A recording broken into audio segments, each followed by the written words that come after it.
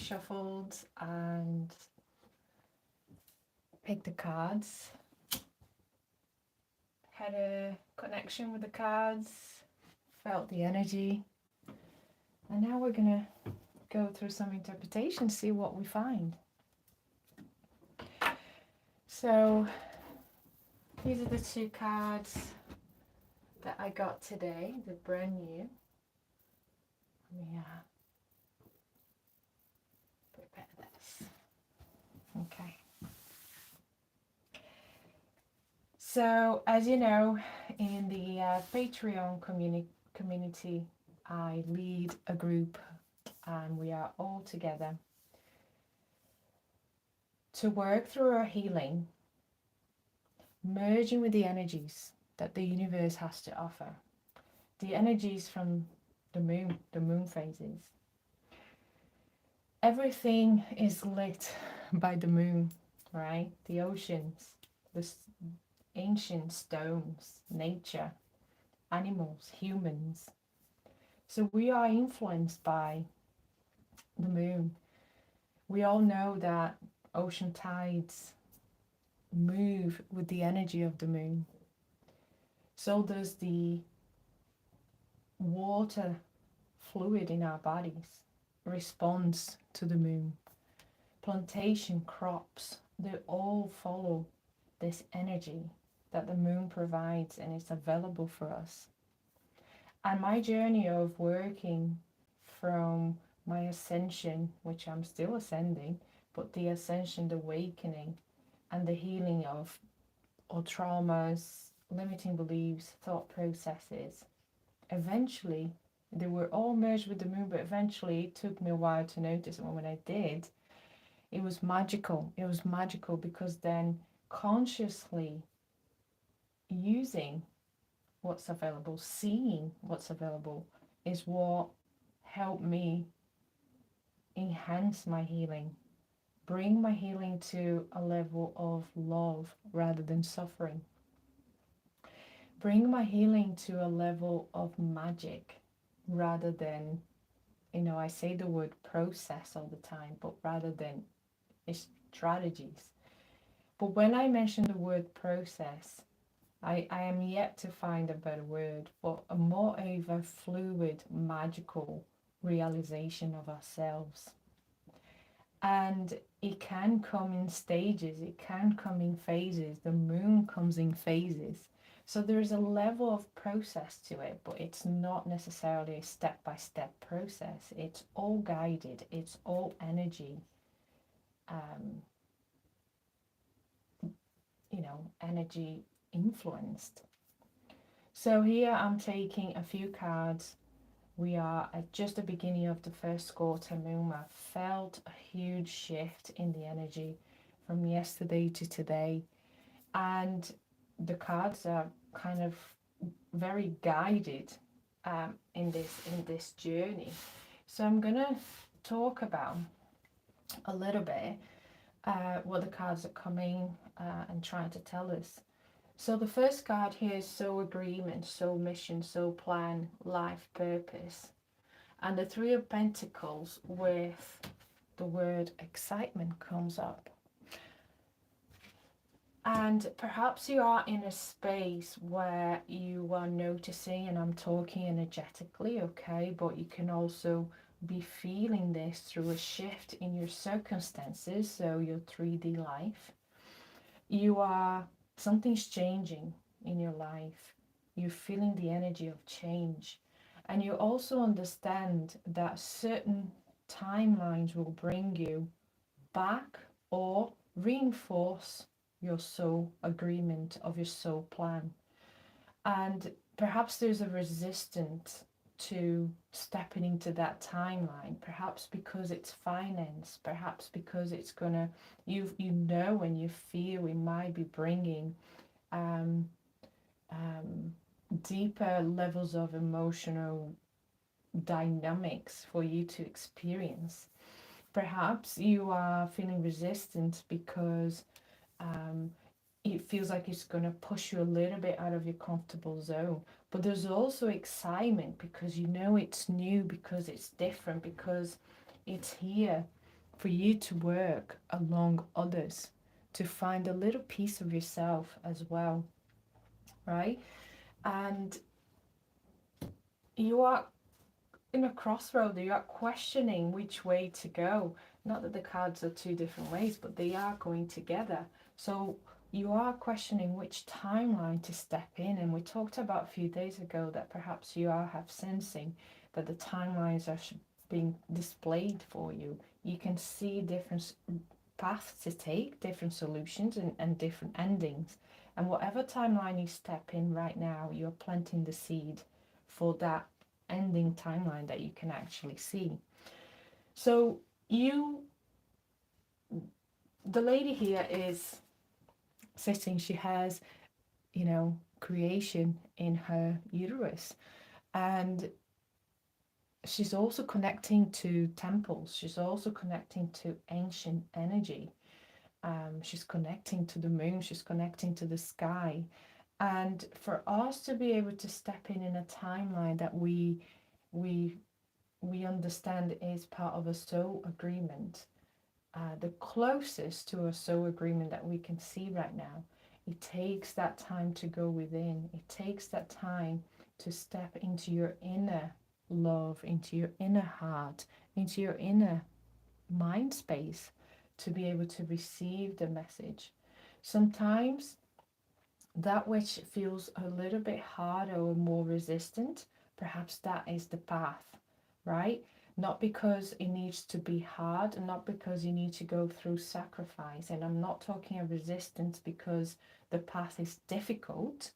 The path might not be difficult, might be the easiest path, but it might bring more financial constraint, might bring more time constraint, but the path isn't necessarily difficult. And you're thinking, so why not that path? Why am I resistant to that path? And perhaps it's because there is a greater soul agreement that you need to complete a soul contract, to then step into the new soul contract, new soul agreement. Because all soul agreements, we are born with a plan, we come into earth with a plan, a soul plan, but that plan is changing every time that we completing little steps and chapters and milestones in our lives.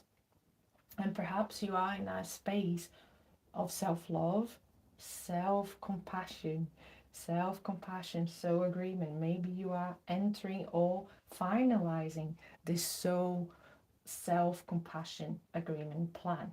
And perhaps one of those timelines are the ones that's going to bring the most opportunities for you to step into your inner self-compassion, to then be able to step into a collective self-compassion. And I received a download as I was walking this morning, and the message was that for us to be able to assist others, yes, we need to know, understand where they're at. Okay, we need to feel where they're at, and sometimes we could be fearful of feeling where they're at because we might be scared to feel hurt. But if you're able to hold and sustain a channel of love for a reasonable frequency that allows that channel to be used by the Christ consciousness to then assist others, one of the pathways to assist is compassion. And if we're struggling to feel that compassion, will the energy transmute totally 100% through that channel?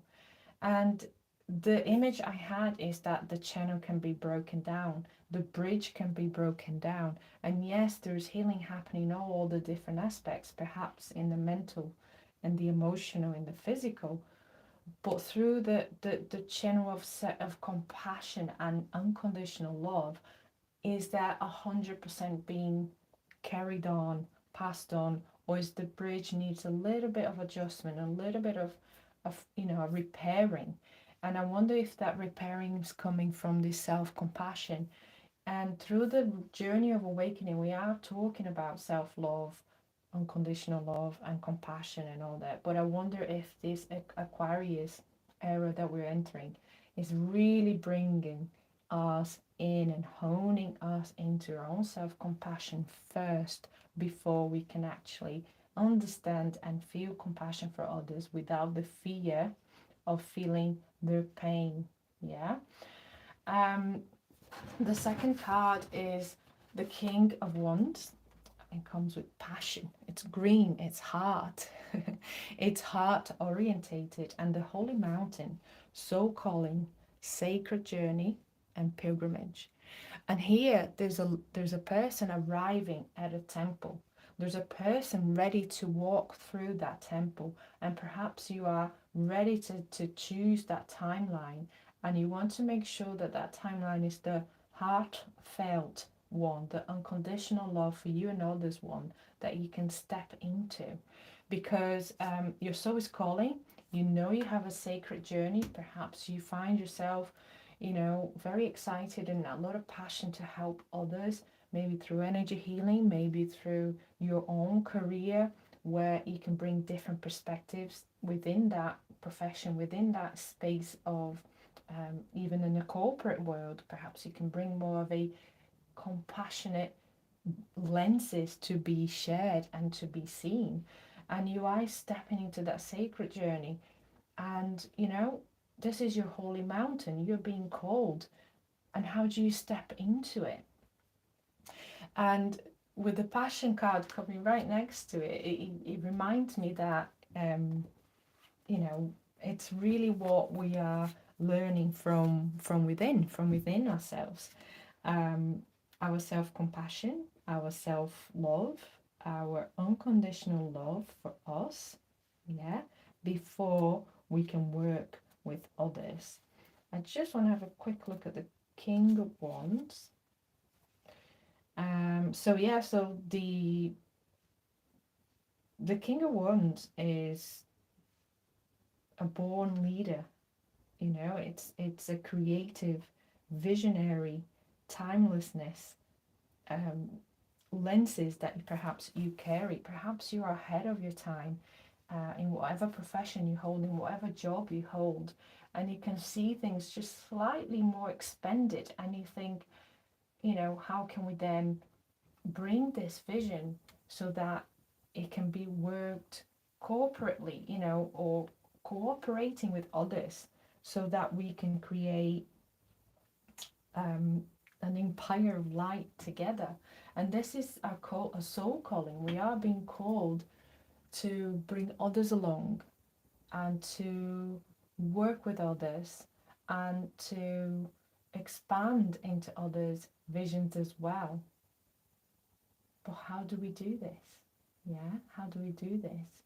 And going within, going into your heart is the place to do it. The singing stones, transmit your vibration, use your voice. It's known to the ancient stone history that some stones were, raised off the ground through vibration, through chanting, and any vibration will, reflect off the stones as well. So if you are creating ceremonies around stones, or singing around stone, you're going to feel the vibration be amplified. And it's saying here, use your voice to express your visions, but always remember to step back into your heart, to find that space of truth, to then go out and express your voice. And again, we are in the first quarter moon, and perhaps now you want to speak up more, you want to show more, you want to do more, and it's all great, and go ahead and do it. But take 1 minute to breathe in. And I keep saying go in your heart, and you're probably asking, how do I go in my heart? And just because going, and taking that moment to breathe into your heart might not feel, I remember having a feeling that when I go in my heart, it should be like this amazing, exciting, amazing feeling, and the answers would come straight away. And it took me a while to understand that sometimes just because I felt nothing, that nothing was happening. But what I understood was that even though I took that time to go in and sometimes doubting whether it was in my heart, and I was, but realizing later through validation from the universe, bringing me synchronicities to then realize I was in my heart. And that's when I started to create that trust about me, about what I was feeling and not feeling, but that my intentions were more important than what I was feeling at times.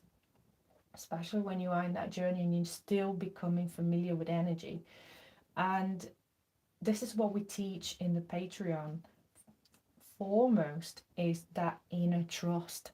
If you don't have that inner trust, every tool, spiritual tool that you know and you can find and you can experiment, they could fail because we have no trust, we have no intention, we have no, you don't even have to have the understanding, but if you don't have the understanding, sometimes the trust doesn't come through. But this is what we work through at the Patreon, is really building that inner trust to be able to know that you went in your heart, okay, to be able to discern when we're acting out of trauma, out of projection, out of um, um, urgency, rather than from that space of your heart. And everyone will have a different feeling for that space of their heart. And every time you go in, you are creating that balance to understand what that space in your heart feels like. Okay? You are going to get that balance so that when you are speaking and sharing your voice, when you are acting and doing, you and showing your vision and showing your lenses, you are going to do from that balanced space. You're not going to do from a projection point of view of yourself. You're not going to do from distorted truth that you carried with limiting beliefs, because you already healed that, you already worked through that. But now you're going, you're traveling and navigating through that discernment of energy to understand how is it that it's done through energy. And you know, the two of Pentacles is cooperation, working together. This is a trinity, this is a duality. And if you put the two together, yeah, there's a lot of excitement, okay, a lot of excitement.